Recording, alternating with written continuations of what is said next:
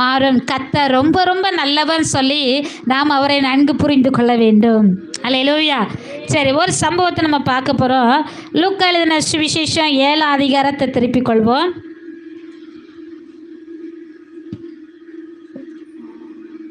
லூக்கா 7 அதிகாரத்தில் ஒரு சம்பவம் நடக்கிறது. கர்த்தர் இங்கே எப்படிப்பட்டவராக இருந்தார் அப்படின்னு சொல்லி நம்ம பார்க்க போகிறோம்.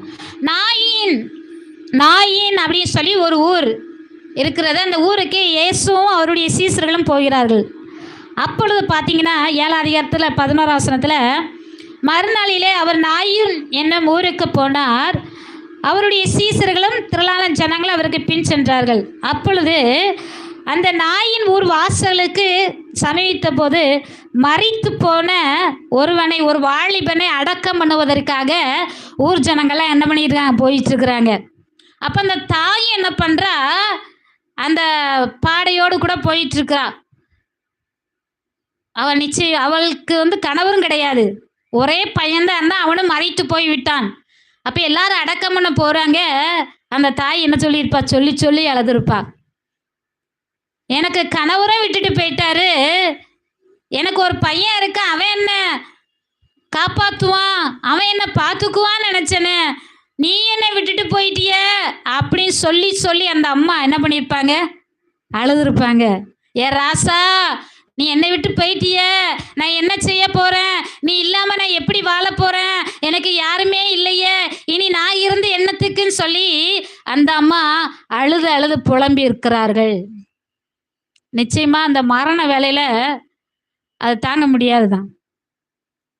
அப்போ அந்த மரணத்தை தாங்க முடியுமா என்ன பண்ணுவாங்க, அதை சொல்லி சொல்லி அழுவார்கள். பெற்ற மகன், தனக்குன்னு யாருமே இல்லை, கணவரும் இறந்து போயிட்டாரு, ஒரே பையன்தான் இருக்கான், அவனும் மறித்து போயிட்டான், இனி நான் என்ன செய்ய போகிறேன் என்று சொல்லி அந்த அம்மா வேதனையோட அழுது கொண்டே அந்த பாடைக்கு பின்னாடி போயிட்டு இருக்கும்போது கர்த்தர் அவளை பார்த்து அவள் மேல் மனதுருகி அல்லாதே என்று சொல்லி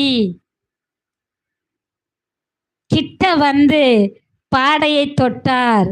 அதை சுமந்தவர்கள் நின்றார்கள். அப்பொழுது அவர், வாலிபனே எழுந்திரு என்று உனக்கு சொல்லுகிறேன் என்றார்.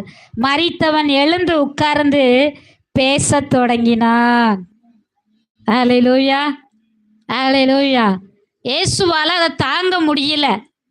ஏன் சொன்ன, இந்த அம்மாவுக்கு யாருமே இல்லை, கணவரும் இறந்து போயிட்டாரு, இந்த ஒரு பையனும் இறந்து போயிட்டானே, இந்த துக்கத்தை இந்த அம்மாவில் தாங்கி கொள்ள முடியல. இந்த அம்மா அழுகிறத இயேசு பார்க்கிறார். இந்த அம்மா கதறி கதறி அழுகிறத இயேசு பார்க்கிறார். சொல்லி சொல்லி வேதனையோடு அழுகிறத இயேசு பார்க்கிறார். உடனே தான் அந்த அம்மா மேலே மனதுருகி, மகளே நீ பயப்படாத,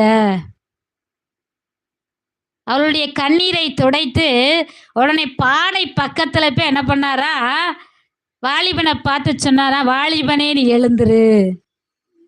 உடனே மரித்தவன் எழுந்து உட்கார்ந்தான். அல்லேலூயா, அல்லேலூயா. உடனே அந்த தாய்க்கு மிகுந்த சந்தோஷம் உண்டாயிருக்கும். அல்லேலூயா. எனக்கு யாருமே இல்லை நினச்சிட்டு இருக்கும்போது இயேசு வந்து அந்த வாலிபன் உயிரோடு எழுப்பும் பொழுது அந்த தாய் மிகுந்த சந்தோஷம் அடைந்திருப்பாள். ஏன்னா இயேசுவினுடைய விருப்பமே என்னது, ஒவ்வொருவரும் சந்தோஷமாய் இருக்க வேண்டும் என்பது. அழுகிறதை கர்த்தர் விரும்பவில்லை. என் பிள்ளைங்க ஒருபோதும் அழக்கூடாது, அவங்க எப்போதும் சந்தோஷமாக இருக்க வேண்டும், ஆனந்தமாக இருக்க வேண்டும், மகிழ்ச்சியோடு இருக்க வேண்டும் என்பதே அவருடைய விருப்பம்.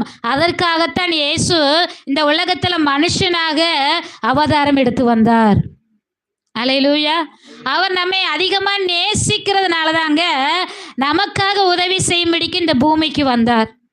அவர் இரக்கமுள்ளவர், அவர் மனதுருக்கமுள்ளவர், அவர் அன்பு உள்ளவர், அவர் பாசமுள்ளவர், அவர் கிருபை உள்ளவராயிருக்கிறார். அந்த தாய் அழும்பொழுது அந்த தாயை பார்த்து மனதுருகி அந்த தாயின் துக்கத்தை இயேசு சந்தோஷமாய் மாற்றினார். ஆமென், அல்லேலூயா.